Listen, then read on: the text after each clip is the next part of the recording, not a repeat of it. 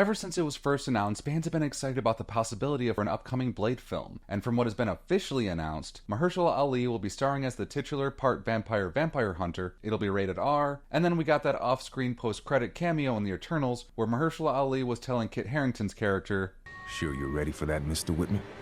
And shy of that, literally nothing from any official sources. Some of that was expected, the world did end for a little while there, and then Hollywood shut down as well. We've had some quiet casting announcements and reports that it'd start filming in 2021, then 2022, then 2023, and then maybe later this year if we're lucky. There have been 2 different directors attached, 5 different writers, and now a 4th major rewrite. And all the while, way too many people on the internet are making the exact same joke. But it's vampires! How difficult can it be to make a movie about a vampire fighting other vampires? Okay, so, how difficult can it be? Well, Exhibit A. When Sony dropped the ball with Morbius, no one had an attachment to the character like they do with the first big hit from Marvel Comics onto the big screen. There weren't any unmet high expectations for Morbius, as there will be for Blade. Honestly, I don't think any of the delays in submitting a finished Blade script were due to its quality. Looking at the earlier writers, each and every one of them had an impressive resume. And honestly, it's gotta be something else. If we look at all the pieces that have been reported from sites like Variety or Hollywood Reporter, there actually has been a good number of tiny hints that have come together to create a bigger picture. And when you piece those together with the surprisingly few major Blade storylines that haven't been adapted by New Line Cinema, yeah, we can figure out which version of the script goes to which story. Let's get into it. If we look at the timeline of events as they happened, the first writer tapped was Stacey Osei Kuffour, made famous by HBO's Watchmen miniseries. It had more love and understanding for the source material that I personally consider it a more true follow-up to Alan Moore's vision than whatever the hell Doomsday Clock was. She was first attached in February 2021, and was the writer with the longest time on the project. Oddly enough, our first clue came when this version of the film was set to start production on July 4th, 2022, but it was canned completely just a week earlier on June 27th, 2022, meaning that sometime after the big Hollywood premiere of Thor: Love and Thunder, and before its wide-scale release, someone pulled the plug on Blade. That big giveaway, I think, tells us everything about Stacey Osei Kuffour's first script. It was the buildup of every other MCU horror project around that time, and its abrupt end. You know how Black Knight, Moon Knight, Werewolf by Night, Man-Thing, and Elsa Bloodstone appear in a very short amount of time before never being mentioned again. Plus, there was a listing on Production List, a website used by film industry professionals to help find work. That showed physical production locations such as Atlanta, Georgia, and New Orleans, Louisiana. Atlanta we can overlook because Marvel uses Pinewood Studios there all the time. It's just for the massive sound stages, tax breaks, and less union oversight. New Orleans, though, that's not a typical filming hub, and it does have a very rich landscape that can't easily be replicated on a green screen. Well, it probably can. You can do all sorts of things on the volume nowadays, but it's cheaper to just go there. With just those 2 things and looking at Osei Kuffour's track record of keeping things very accurate to the source material and it being in New Orleans, I can say with a high degree of certainty that her script was more than likely going to be an adaptation of Blade's most popular standalone story, Crescent City Blues. The single-issue story begins with Blade coming to terms with the fact that he was one of the last vampire hunters. Watching all of his friends and comrades die to the vampires has turned his desire to save humanity from them to a cold, unfeeling resentment towards them, as he slays them day in and day out. He slayed so many vampires that it's just lost all purpose. He's just killing for the sake of killing. He gets wind of his old enemy, Deacon Frost, who has now been working for the Voodoo Queen of New Orleans, and now that they've taken over organized crime in the city, he works with the vampire private investigator, Hannibal King, and meets Dr. Voodoo, an eventual member of the Midnight Suns, and even becomes a sorcerer supreme who, well, uses voodoo. It's actually seeing that his friends still have something to live for. Hannibal still wants to end Deacon Frost for turning him all those years ago, and Dr. Voodoo vowing to let his brother's sacrifice mean something. It pulls Blade out of his rut, and he gets that renewed outlook on why he does what he does. Crescent City Blues can easily be adapted. Just swap out Hannibal King for Kit Harington's Black Knight, and then cast the other known actor in the project, Delroy Lindo, as Brother Voodoo. And there you go. You have yourself a Blade film worthy of Mahershala Ali's talents, as well as being something engaging enough for the audience who want to see all the awesome action sequences. And honestly, this film would have probably been really fun. But I can see how it would have had the exact same feel as every other Marvel project around that time. The only difference this time would be that it's rated R. Which brings us to our next possible script. While looking at any hints for what the next vision could have been for Blade, I kept running into the idea that Blade was once conceived to be led by women, and that Blade was just the fourth lead in the film. It was reported by Variety in that infamous Marvel is in Shambles article. It's just so many shambles. It could have been the first draft, but I think they could have gone the more obvious route of planting seeds for the team-up route, like Marvel always does. And then I thought it could have been DeMayo's script, because I'm having trouble trying to piece together what his version could have been. Or it could have been a later writer. I don't know. But if I'm being honest, the third writer, who I'll get into later, Michael Starbury, has denied that this was ever on the table before, or at least while he was at least still around. And I believe him. After all, he's one of the few people who could actually publicly fact-check this rumor. So yeah, I doubt this script was ever seriously considered. Just in case though, and for the sake of this video, if by some reason this script was a thing, the only way this could have worked with 3 female leads ahead of Blade would be if it was based on the 2023 Bloodline, Daughter of Blade comic series. Which, to put it bluntly, felt like it was more of a jumping on point meant for a younger fan base, and not specifically the older Blade fans from his 90s run. And as quick as I can put it, we find out that Blade has a secret daughter, Briella Brooks, that he had with his longtime girlfriend, Saffron Calder. Briella was hidden away by a Doctor Strange spell for all these years. She wants to be a totally awesome vampire killer, but she's still kind of bad at it until she gets her powers. And then there's this new girl in school, Whitney, who's kind of a bully and is also a vampire hunter who hates Bree. Whitney says that she'll train Bree, but tries to kill her at every possible moment. Turns out, Whitney is also evil and is in league with a clone of Deacon Frost, Blade's arch nemesis. Oh, and Blade doesn't actually meet Bree until issue 3 of 5. Like I said, not my cup of tea, but I am genuinely happy for you if it's yours. I love seeing more comics for more people. It just didn't click with me when I first read it. That's all. Great artwork though. And yeah, with the Bloodline comic, I knew exactly what I was going to get into with that story. And I gave it a shot regardless, because all the blood hunt stuff going on at Marvel. But if it was a feature film called Blade, which of these two options seems more plausible to you? That Marvel would spend years of build-up to a Blade film, building out the horror side of the MCU, spending hundreds of millions of dollars across many properties, and then release a film at the prime spot between Avengers films to generate even more hype for the climax, only for it to bait and switch everyone with a film specifically engineered to enrage internet trolls. That, or someone saw the then recently released Bloodline comics and lied on the internet. But yeah, the actual script that could have been the second one. The next writer was Beau DeMayo in September 2022. Although surprisingly only on board for a short amount of time, things actually moved pretty fast under his script. And I mean, the man is very talented when it comes to adapting nerdy properties. As it was announced that DeMayo would join the crew, it was also the same time Bassem Tariq, who took his leave as director due to scheduling conflicts, but did remain on board as an executive producer. As anticlimactic as it seems that there would have been all these reports of it being a page 1 rewrite, I still think the source material for this script would have still been based off Crescent City Blues. The location was still New Orleans, the amount of time between supposed productions was way too short to reimagine everything from the ground up for every member of the crew to rework.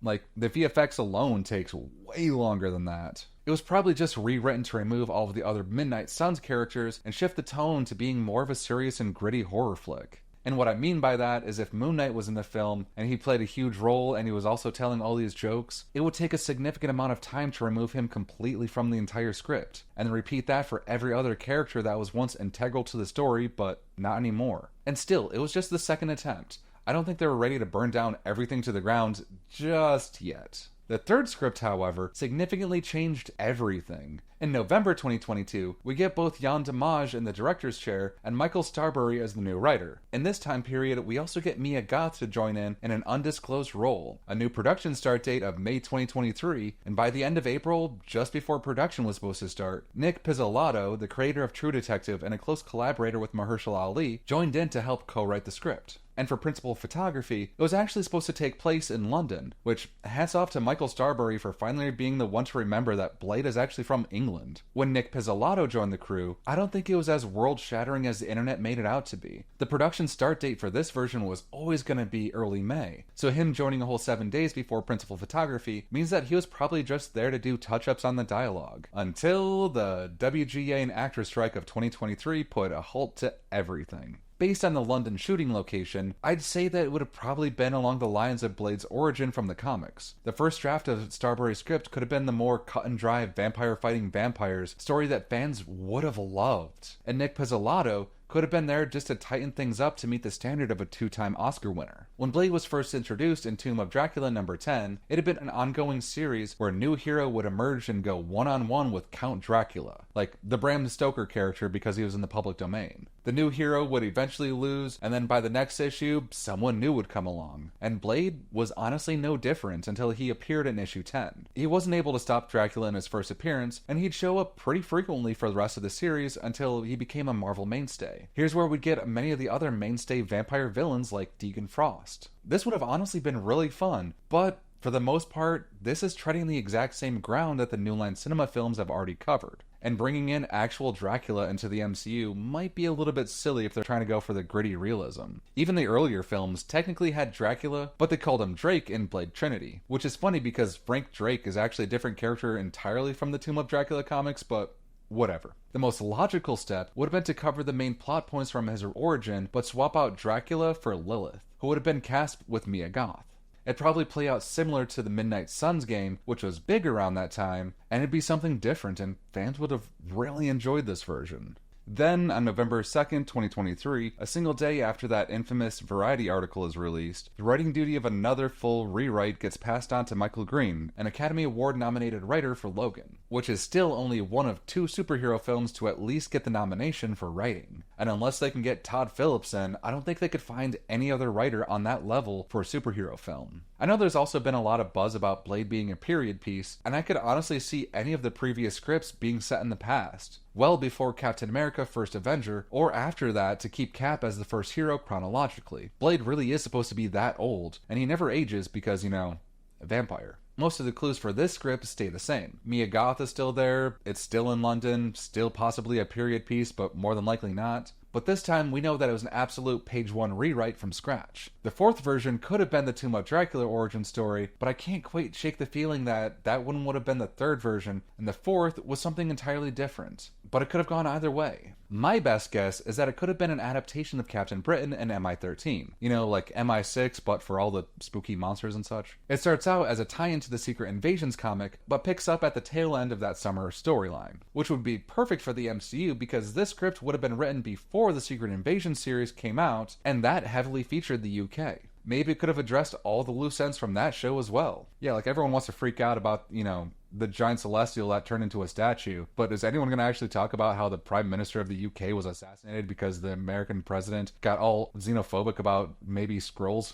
Anyways, yes, the Skrulls try to find magical artifacts like the Ebon Blade to try and take over England, but the good guys actually needed to make a deal with a dark entity to stop the Skrulls. That entity unleashes a bunch of vampires on Britain, Dracula is freed from his prison on the moon by Dr. Doom, typical comic book stuff. Blade, again, because he's British, teams up with every other UK-based hero, so we see Black Knight, Captain Britain, Pete Wisdom, Spitfire, and Excalibur fight Dracula, who then summons Lilith, who can bring on the end of the world. Like I said, I could easily see this following the events of the MCU's Secret Invasion, bringing in Sonya Falsworth to be the new Union Jack, and bring in Gaia as the Super Skrull because she's not doing too much and she's the most overpowered character. However, because that show was, that show, I think this story could easily have been set after World War II. We already know that heroes like James Falsworth, who becomes Union Jack, appeared in Captain America First Avenger. Black Knight is a family title passed down, so we could see that work into why Blade is so familiar with the Ebon Blade. Then, if I'm being honest, everyone else can basically be cannon fodder to actually show that death means something in this film. And it could be a huge motivation for Blade for why he's seen so many of his fellow heroes and vampire hunters fall, which is very crucial to his character. Which brings us to now. Funny enough, this video took a bit longer to make, as we kept getting new developments into this look into production hell, and I kept having to rewrite my own script about Blade scripts. Twice now. Just saying, it's very fitting actually, considering the topic, but yeah. Michael Green's script has officially joined the great recycling bin in the sky. Jan Dimage has exited the project, and now we have a new writer with a new script to analyze. This one will be written by Eric Pearson, the longtime Marvel in-house script doctor. the person whose entire profession is to tune up other people's scripts. He's done work on Ant-Man, Spider-Man Homecoming, Infinity War, Endgame, and he's had writing credits of his own on all of the Phase 1 one-shots, Thor Ragnarok, and Black Widow. I want to give him the benefit of the doubt, because all of his work at Marvel has been phenomenal, but I can't quite shake the feeling that he's definitely the studio's guy, and at this point, Marvel just wants this film to be done and in the can. That's not a bad thing, nor is it a good thing. It's just a thing. The previous writers all had an amazing pedigree for outstanding cinema, but at least we know with this guy, we're at least going to get the film made. Whether that's his own artistic vision or what the studio mandates is yet to be seen. The other clues that I found for this script were that shooting is going to take place this fall in Mexico or Brazil. That seems like a weird "or" to add in there, considering both countries couldn't be any more different from each other. I mean, the "or" doesn't really figure out what script it's going to be, but I can kind of figure it out if they do for both locations.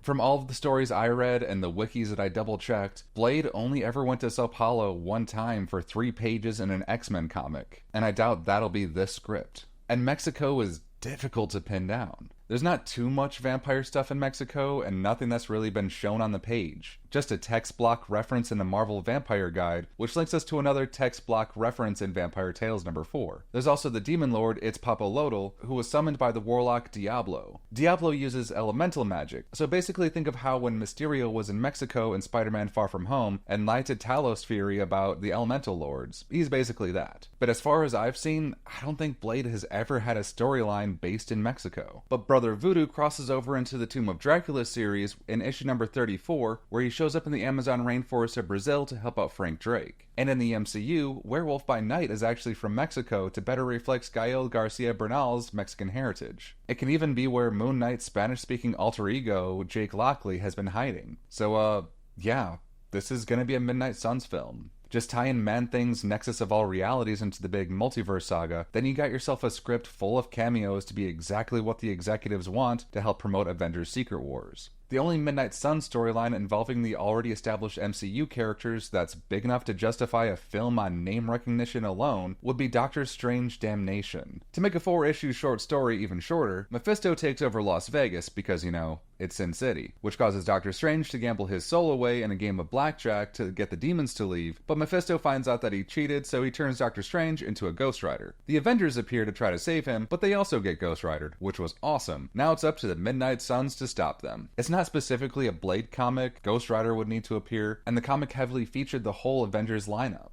And I feel like this is a goldmine that the Marvel execs would want to tap into. Just way scaled down like they took the massive, sprawling Secret Invasion comic and then made the TV series to only include War Machine. Who knows, maybe this one will be the actual Midnight Suns film that Michael Green got instead of Blade. But we don't even know if that one's real either. If this video has taught us anything, don't believe dumb internet rumors until someone's journalistic integrity is on the line. And even then, take it with a grain of salt. Don't even take this video so seriously. I'm pretty sure one or all of the scripts could have been based on different storylines. For all I know, one of them could have been Blade, Sins of the Father, where he was fighting 1920s gangster vampires. Or they could have all been wholly original. Literally nothing is solidly confirmed, and we're quite a bit away from San Diego Comic-Con for Kevin Feige to explain what's actually going on. But until then, all we can do is have fun with the speculation until this film actually comes out. But what do you guys think? How would you like to see a Blade film be made?